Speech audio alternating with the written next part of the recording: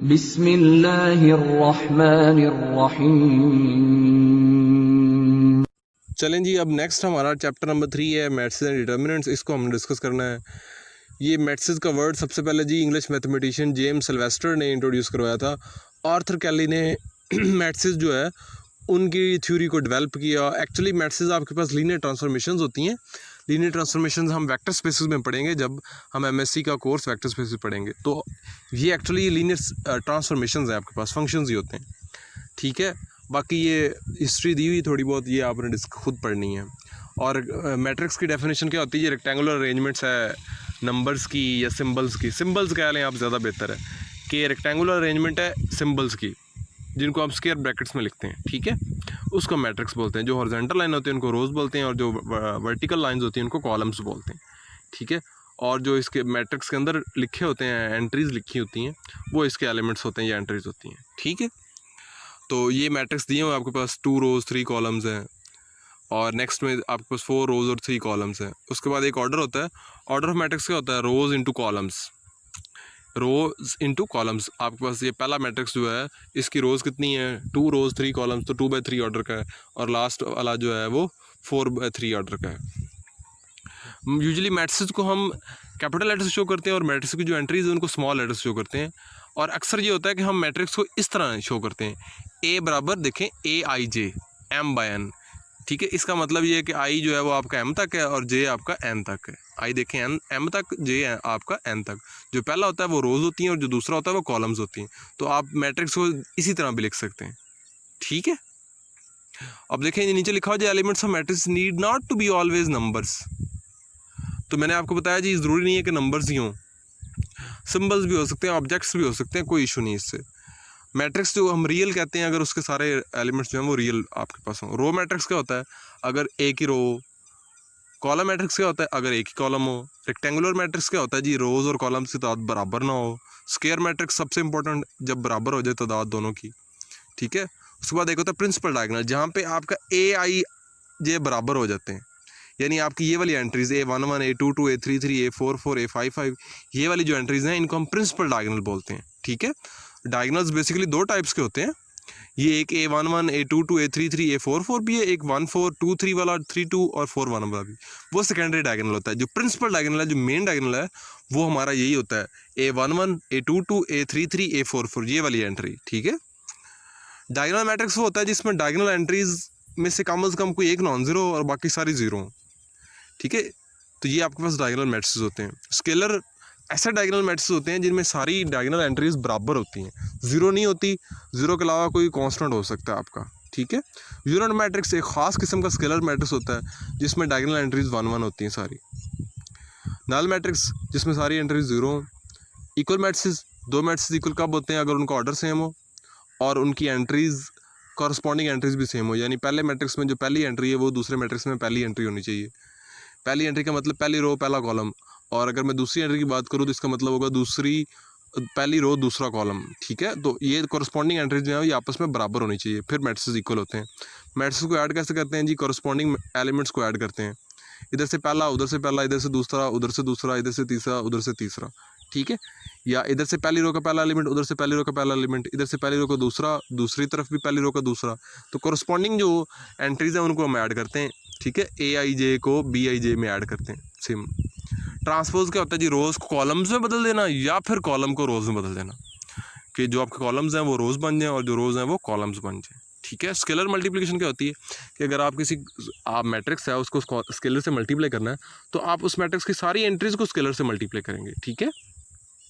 Subtraction same उसी तरह से जिस तरह से आपकी एडिशन होती है मैट्रिक्स की, और मल्टीप्लिकेशन होती है आपकी 2 मैट्रिक्स को मल्टीप्लाई कब कर सकते हैं? अगर पहले मैट्रिक्स के आपके कॉलम्स और दूसरे की रोज़ बराबर हों।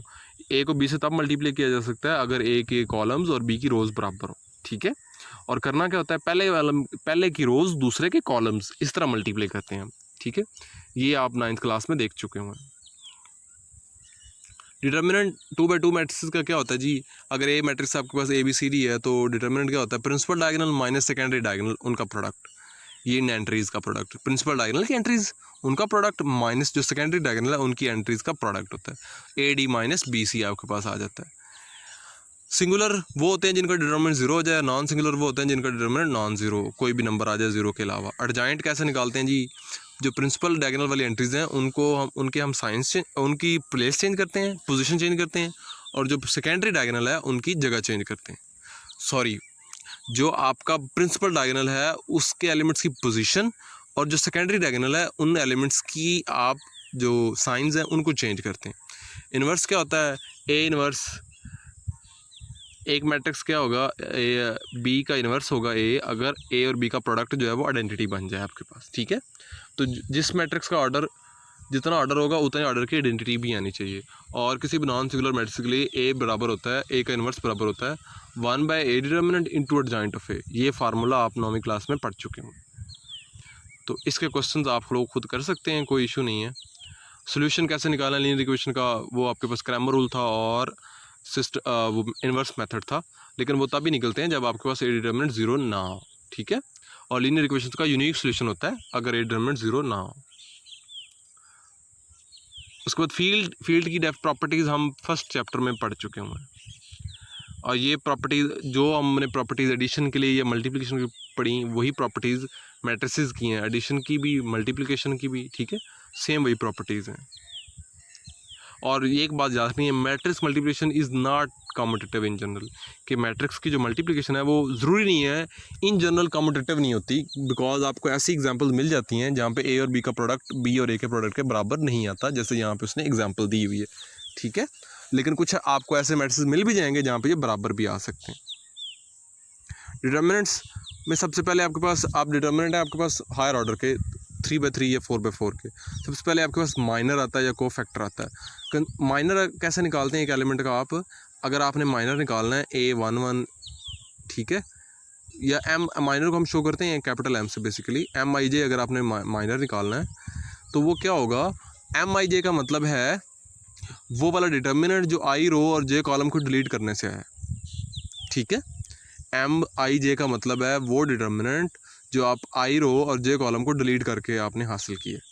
जैसे ये देखें नीचे उसने एग्जांपल दी हुई है, M12 उसने निकाला है जी, ऊपर ए मैट्रिक्स जो दिया हुआ है, तो M12 का मतलब है पहली रो डिलीट करें और दूसरा कॉलम डिलीट करें, पहली रो डिलीट करें दूसरा कॉलम डिलीट करें, आपके पास बनेगा A21 A23 A31 A33, ठीक है, देख लें, ये आपके पास माइनर होता है। को फैक्टर क्या होता है, को फैक्टर AIJ का हम स्मॉल AIJ का उसको कैपिटल AIJ से डिनोट करते हैं, और वो बराबर होता है AIJ बराबर -1 की power I plus J into उसका माइनर, ठीक है, और माइनर हम देख चुके हुए हैं।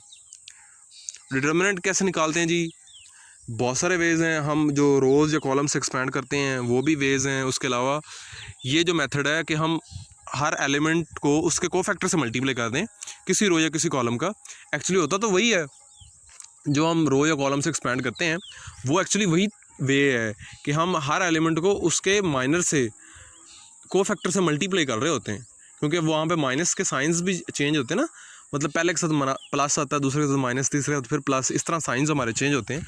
तो वो एक्चुअली आपके पास को फैक्टर्स होते हैं, यानी हर एंट्री को उसके को फैक्टर से मल्टीप्लाई किया जाता है किसी रो या किसी कॉलम की लेके, तो वो डिटर्मिनेंट होता है आपके पास। इसको हम लैप्लास एक्सपेंशन बोलते हैं, यहाँ लिखा नहीं हुआ वैसे। प्रॉपर्टीज़ हैं जी आगे। अच्छा, एक और बात कि आप लोग शायद ये सोचें कि हम एक पहले रो या पहले कॉलम से क्यों एक्सपैंड करते हैं। हाँ, आप किसी रो किसी कॉलम से एक्सपैंड कर लें, किसी रो किसी कॉलम के को फैक्टर्स निकाल के उनको एंट्रीज उनकी एंट्री से मल्टीप्लाई कर दें, ऐड कर दें, आपके पास डिटर्मिनेंट पे कोई फ़र्क नहीं पड़ेगा, सेम डिटर्मिनेंट आएगा। प्रॉपर्टीज़ हैं डिटर्मिनेंट की, ये हम नेक्स्ट वीडियो में देखते हैं।